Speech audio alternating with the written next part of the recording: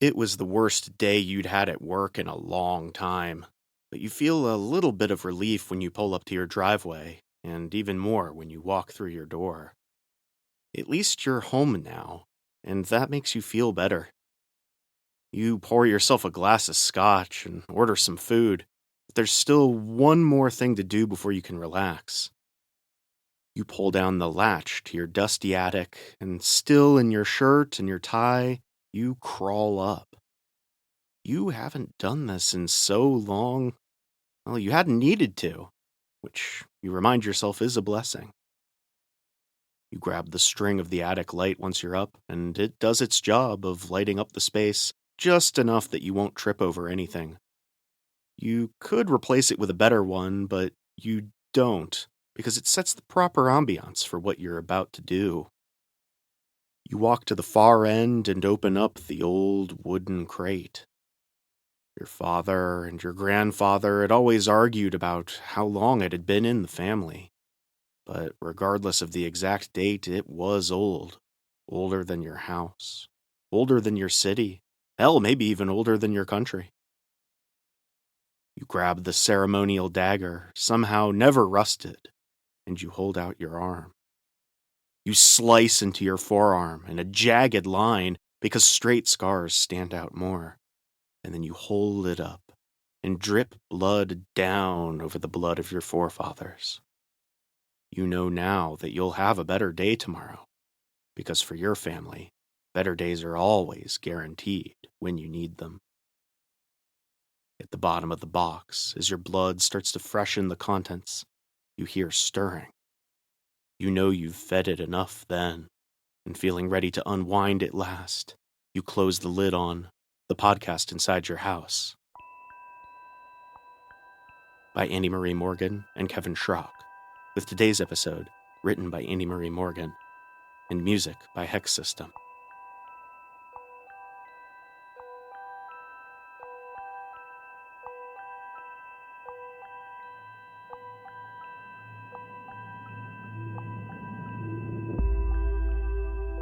Season 2, Episode 6, Doomscrolling in the Dark.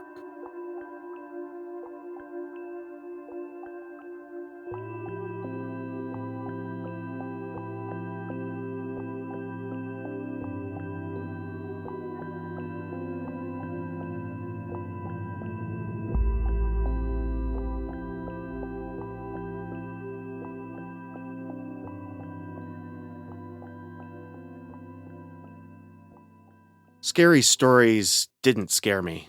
Not anymore. These days, I have to find other ways to get my scares. These days, I get my fix mostly by watching videos of things that I shouldn't be watching. I do this on my phone in the dark before bed, because these are not videos meant to be watched during the day. That's what I'm doing tonight. And if I let my eyes wander just a bit to the space where the blue light drops off to pitch black, I can sometimes catch a glimpse of movement. I'll see a part of a face or a long, bony appendage reaching out for me. But the second I turn my light to it, it's gone. But while I wait patiently for the witching hour, summoning my dark thoughts and other dark things, let me tell you about the things that used to scare me. Growing up, campfire tales had done the job just fine. We'd lived on the edge of the woods, so it was something I could treat myself to, even at home. I could sit at the start of the forest with my little brothers, and we'd tell each other horrors. I was never happier than when I was imagining something reaching out from the darkness. The scariest story, though, the one that genuinely terrified me and the one that wasn't any fun, was the one my mother shared with me on my 12th birthday. She told me of my great-great-aunt Polly, a girl who'd loved the macabre just as much as I did. Mommy dearest told me this story out at the edge of the woods, where the darkness was close enough to reach out and swallow us both if it wanted to. Polly had lived out in the country, in a house not unlike ours, and close enough that we could drive past the old ruins if we wanted to. And years later I would, looking for answers that I would never find at some bare brick foundation. Polly had loved the forest dearly, and more than anything, she loved the forest at night. She liked to wander out and build a fire. Sometimes she'd even fall asleep out there, staying lost until sunrise. She was always reading horror, Poe and the like, and she had no interest in anything else. I understood that well. There was a coziness to being scared. Polly didn't have many friends, and I understood that too. So when her 12th birthday rolled around, she hadn't had a party or gone out to the diner. No, she picked up her bag and her books and wandered into the woods. My mother didn't tell me about Polly's parents, and if they ever objected to her venturing off all alone. So whether she snuck out or simply walked out, Polly left that night and never came back. They'd found what was left of her a week later, when her teacher notified the police that she'd been missing.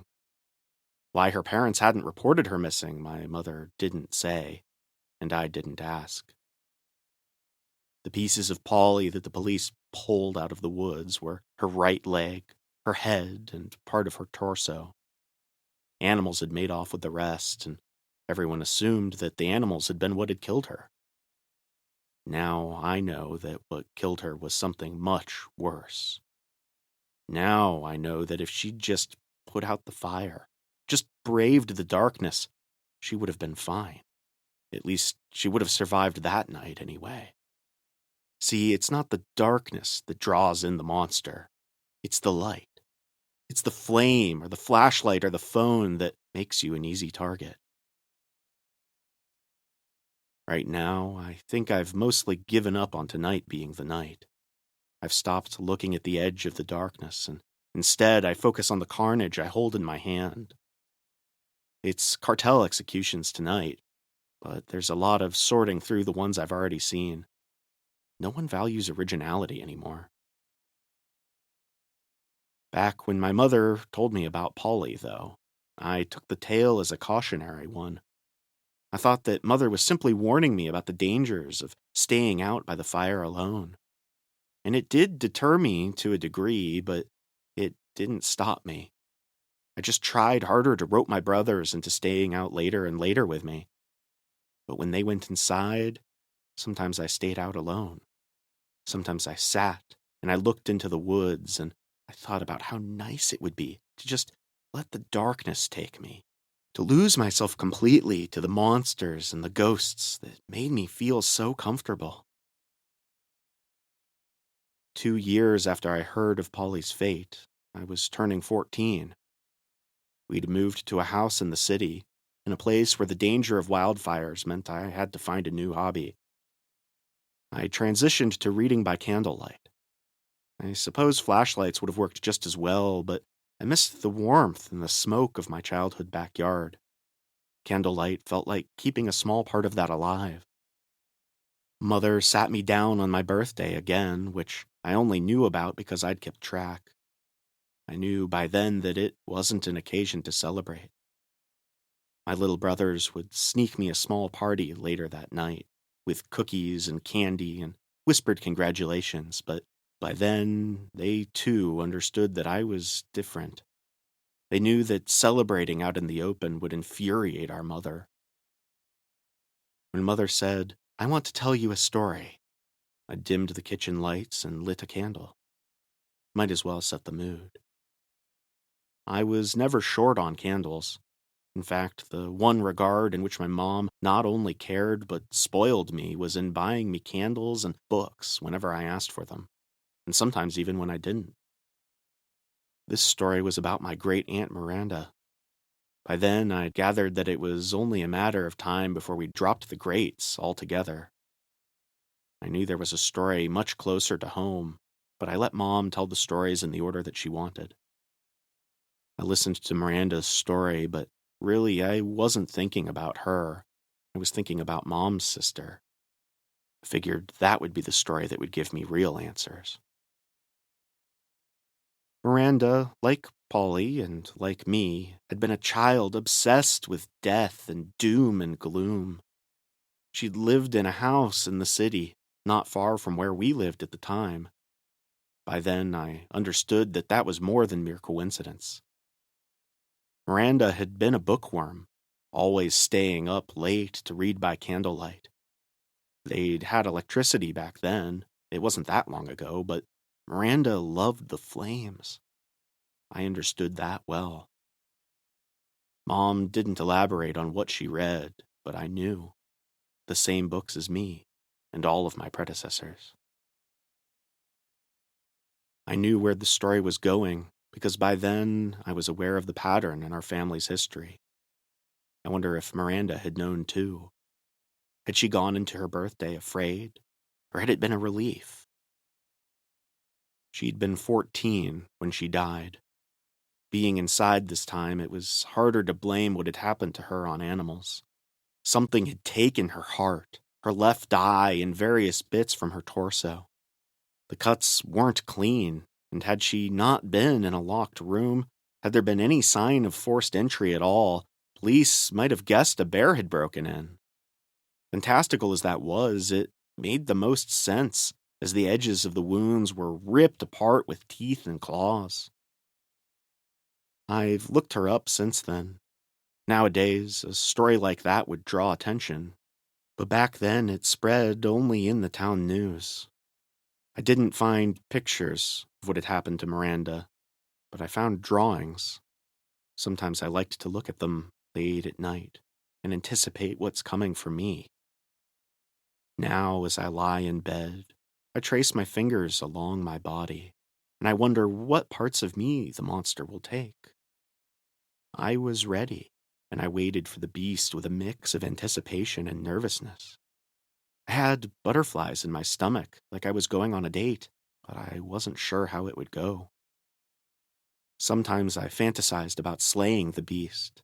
Sometimes I went to bed with knives or a bat tucked under my bed, ready to end this curse once and for all. On other nights, I went to bed naked, ready for death. Sometimes I pictured myself in another life, born to another family. I wonder if I hadn't been raised as someone already doomed, would I still be so desperate for something bad to happen to me? It was my 16th birthday when I got the full story about Mom's sister.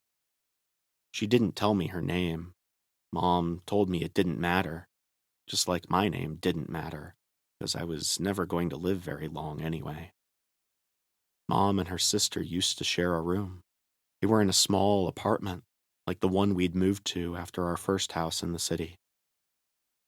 Mom and her sister used to stay up late into the night, talking and giggling and, of course, reading each other scary stories. They'd tell each other all the classics, the ones written for the dark. They'd stay up at all hours, hiding under sheets and reading by flashlight. Mom said she never felt scared. Not really. Not when they had sheets to protect them from the dark. I think maybe my grandparents had hoped that the curse, or whatever it was, wasn't real. Mom didn't remember them treating her sister any differently. She didn't remember them warning her about the things lurking in the dark. She says she wishes she'd known not to be so close to her. After a lifetime of trying, she's convinced my brothers not to be too close to me. When the monster, or ghost, or curse, or whatever you want to call it, came for my aunt, my mother was in the room too. She'd watched the beast dissect her sister and take what it wanted. She was the first eyewitness who could describe the monster, at least in our family's recorded history. She passed that sighting down to me, making me the first in a long line who knew what was coming for me. I was scared for about a year after that, scared for the first time in so long. I didn't want to die, but you can only be scared for so long before you get used to it. Then you start to crave it. Being afraid loops back around to some strange, comfortable feeling. I was ready to star in my own horror story. After all, that's what my entire life had been building up to. My own 16th birthday was spent alone in the dark. But by then, that was how I preferred things. Lying in my room now, I'm ready for the beast. It's cold tonight. I get cold so easily. And the thought of dying makes me feel warmer. It makes me feel safe. I feel like in my internet pursuits, I'd seen every conceivable way to die. I'd seen all the greatest hits and then some. People sucked into machinery, people skinned alive, people killed in front of their loved ones, hacked to bits by a cameraman who just laughs and laughs. Well, if you've seen every possible way to die, death doesn't seem so scary anymore. Who knew smartphones would revolutionize the campfire story so well? How convenient, how delightful to have both the light source and the horrors coming from the same place. I don't know what time of day I was born, or even if today was certain to be the day that the beast would come. I dug further into our family records, and though the beast had had a penchant for birthdays the last few generations, strange and gruesome deaths had plagued our family at all phases of life. It was getting late, and I was feeling less hopeful that tonight would be my date with death. I was about to give up and go to sleep, but as the carnage on my screen and the cheerful music drew to a close, I heard the closet door creak open. Let's fucking do this, I thought. I kept my phone on. The screen paused at the moment of someone else's death. That seemed fitting. I didn't turn on the flashlight, but the screen would be enough. Light was important. Like a moth to the flame, the monster was drawn to the edges of the dark. I'd often wondered if I'd start to regret taunting the beast and welcoming the darkness when it actually came for me. Would I actually be scared when I finally heard fleshy footsteps at my bedside? But in that moment, all I felt was anticipation. It was here, and I'd been waiting so long.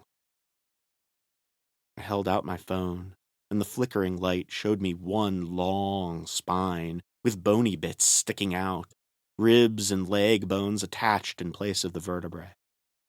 It was a beautiful sight.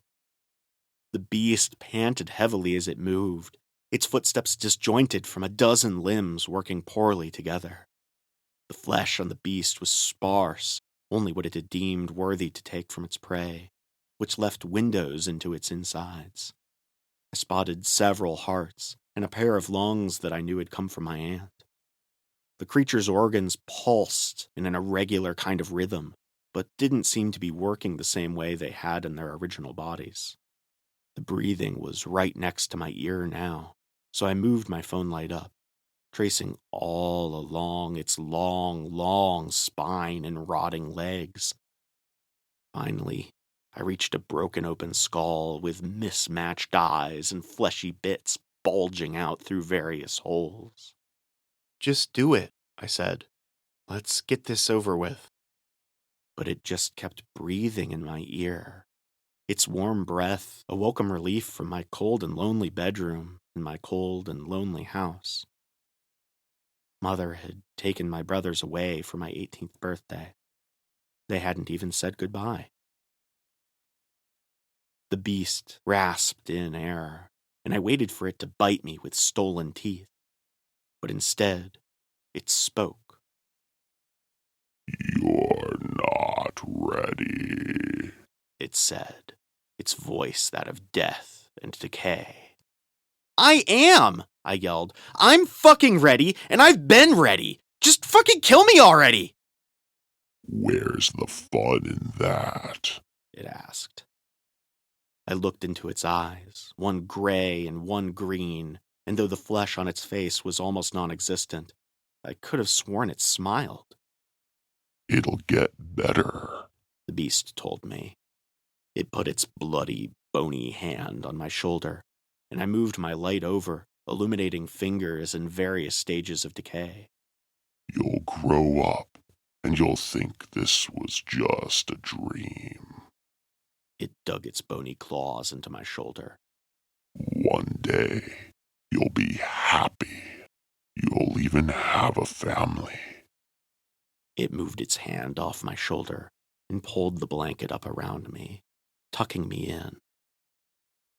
One day, It whispered. you'll be afraid of the dark again.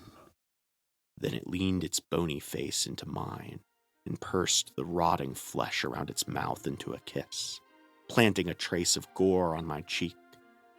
It slithered away to the closet and looked back one last time as it closed the door. Then the beast said, That's when I'll come for you.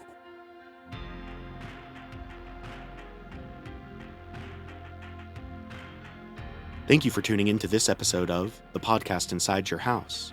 To hear every tale of terror as they're released, subscribe to our show on your podcast app or on YouTube, or follow us on Blue Sky, Facebook, and X. And until next time, remember that too much blue light before bed can be damaging to your sleep, your health, and even your life.